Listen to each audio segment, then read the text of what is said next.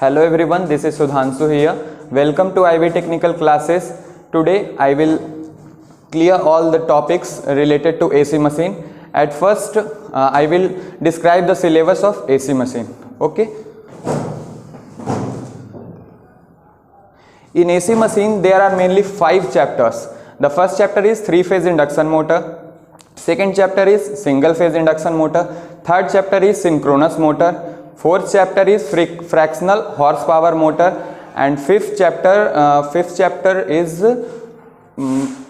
alternator. Okay, these are the mainly 5 chapters which you have to study in the AC machine. Okay, then one by one I will describe all the chapters and the important topics which you will study in it. Okay, at first we have to read about 3-phase induction motor.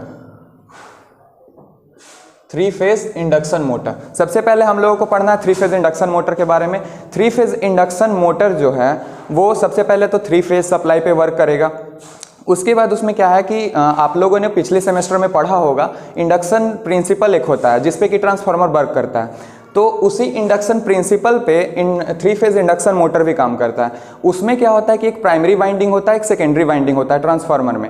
3-phase induction motor में क्या होता है, एक stator होता है और एक rotor होता है। स्टेटर जो होता है वो प्राइमरी वाइंडिंग की तरह उसको हम ट्रीट करते हैं, और जो रोटर होता है उसको सेकेंडरी वाइंडिंग के थ्रू ट्रीट करते हैं। उसमें क्या होता है कि जो फ्लक्स जो होता है वो कोर के थ्रू पास करता है। इसमें क्या होता है कि इसमें बीच में एयर गैप होता है, और उस एयर गैप से हम लोग सबसे पहले सप्लाई जो है स्टेटर में जो है हम एसी सप्लाई देते हैं। ठीक है, उसके बाद क्या होता है कि एयर गैप जो होता है उस एयर गैप के थ्रू जो है वो फ्लक्स जो है वो रोटर में पहुंचता है, और फिर उसके बाद उसका वर्किंग जो है हम आगे फिर समझेंगे। ठीक है। अब उसके बाद 3-phase इंडक्शन मोटर में जो है इसमें इसका अलग अलग पार्ट्स पढ़ना है, जैसे कि इसका स्टेटर हो गया, रोटर हो गया, स्टेटर वाइंडिंग हो गया, रोटर वाइंडिंग इसका हो गया, और भी इसका जितना सारा कंपोनेंट है किस किस चीज़ से ये बना हुआ है वो पढ़ना है। इसका फ्रेम है, फिर उसके बाद इसका जितना भी पार्ट्स है वो हम लोग फिर पढ़ेंगे। उसके बाद फिर इसका टाइप्स में जो हो जाता है 3-phase इंडक्शन मोटर का जो है कंस्ट्रक्शन के अकॉर्डिंग 2 टाइप्स हो गया। 2 टाइप्स में इसका जो है एक हो गया स्क्विरल केज इंडक्शन मोटर जिसको कि सबसे ज़्यादा वाइडली यूज करते हैं, दूसरा जो है वो है स्लिप रिंग इंडक्शन मोटर। ये दोनों टॉपिक है। तो अभी हम बेसिकली एक प्रीव्यू दे रहे हैं कि क्या क्या पढ़ना है, बाकी जो पढ़ना है वो फिर डिटेल में हम आपको बताएंगे। ठीक है, तो ये हो गया 3-phase इंडक्शन मोटर में। फिर इसमें बहुत सारा चीज़ है, जैसे कि एक स्लिप होता है, स्लिप इसमें पढ़ना है। फिर इसके बाद इसका टॉर्क का इक्वेशन पढ़ना है, फिर स्लिप और टॉर्क में रिलेशनशिप पढ़ना है। फिर उसके बाद और भी इसमें जो टॉपिक है वो है स्पीड कंट्रोल पढ़ना है। फिर उसके बाद 3-phase इंडक्शन मोटर का स्टार्टिंग पढ़ना है, जैसे स्टार्टिंग भी बहुत सारा होता है, डायरेक्ट ऑनलाइन स्टार्टिंग होता है, फिर उसके बाद रियोस्टेट के थ्रू उसको कंट्रोल करते हैं, फिर स्टेटर वोल्टेज कंट्रोल होता है, तो वो सब होता है, वो सब हम पढ़ेंगे। ठीक है, तो बेसिकली 3-phase इंडक्शन मोटर में यही सब है, बाकी हम इसको डिटेल में फिर इसको पढ़ेंगे। ठीक है, उसके बाद फर्स्ट यूनिट जो है आप लोगों का 3-phase इंडक्शन मोटर ही है। उसके बाद सेकंड यूनिट जो आपका है सिंगल फेज इंडक्शन मोटर है। देखिए नेम से क्लियर है, टेक्निकल सेक्टर में नेम से बहुत कुछ क्लियर हो जाता है। 3-phase इंडक्शन मोटर मतलब 3-phase सप्लाई दे रहे हैं, उस पर 3-phase इंडक्शन मोटर हुआ। अगर एप्लीकेशन जो है हमको उतना बड़ा एप्लीकेशन वाइड एप्लीकेशन नहीं है तो उस केस में हम सिंगल फेज इंडक्शन मोटर का यूज करेंगे।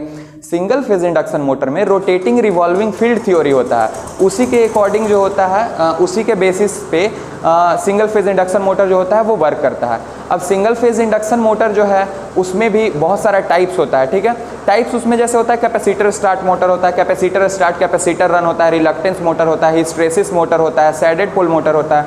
ये सब जो है सिंगल फेज इंडक्शन मोटर का टाइप्स है। ठीक है, उसमें भी उसका जैसे होता है कि अब ये जो 3-phase इंडक्शन मोटर हम लोग पढ़ें तो रिलेट करने से बहुत कुछ समझ आता है।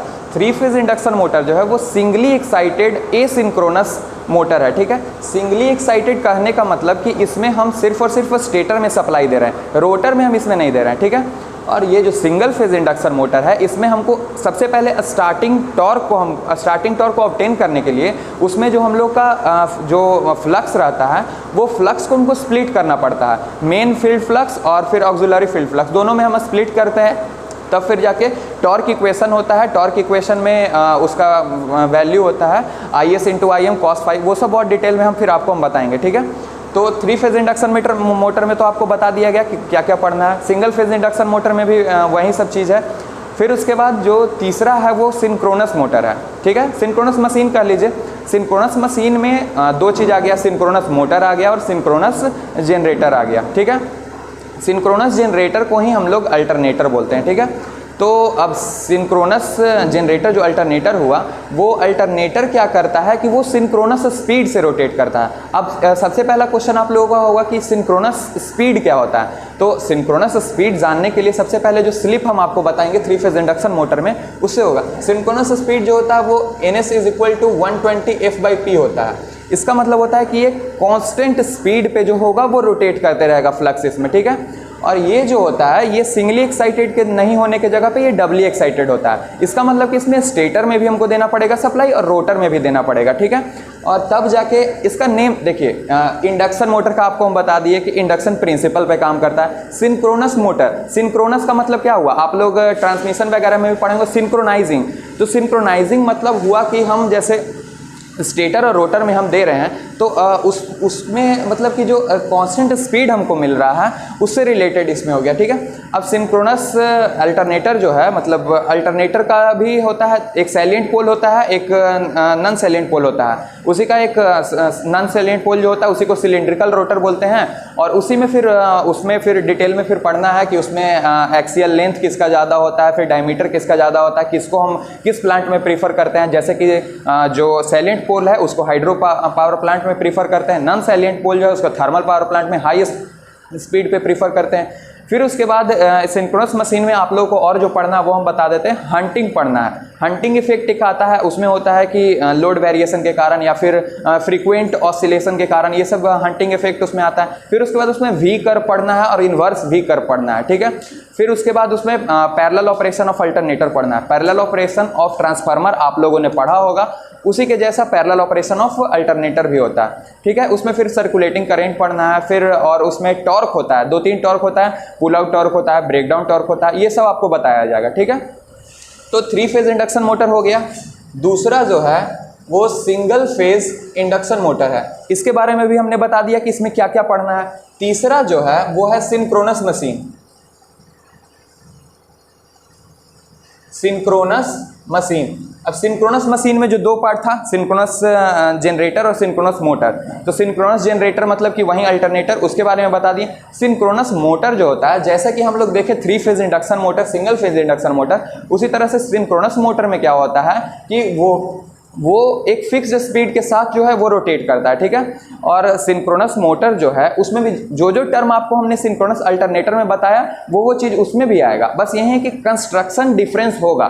ऐसे भी आप ऐसे सोच सकते हैं, एक है मोटर, एक है जनरेटर। जनरेटर का काम क्या है, जनरेटर का देखिए, जनरेटर का मतलब क्या हुआ, जनरेट करेगा, किस चीज़ को जनरेट करेगा, इलेक्ट्रिसिटी को जनरेट करेगा। कैसे करेगा, मैकेनिकल एनर्जी जो है उसको इलेक्ट्रिकल एनर्जी में चेंज करेगा, तो वो क्या हो गया, वो जनरेटर हो गया। मोटर हो गया, तो मोटर में क्या है, इलेक्ट्रिकल एनर्जी देंगे, वो मैकेनिकल एनर्जी में चेंज होगा, तो वो मोटर होगा, ठीक है। तो उसी तरह से सिंक्रोनस मशीन में दो चीज हो गया, सिंक्रोनस मोटर और सिंक्रोनस जनरेटर। ये दोनों चीज का एक रफ आइडिया हम आपको बता दिए हैं कि क्या होता है, कैसे होता है, ठीक है। अब उसके बाद मेनली जो आपका है 3 phase induction motor, single phase induction motor. Synchronous machine में एक सिंक्रोनस मोटर है और एक सिंक्रोनस जनरेटर है।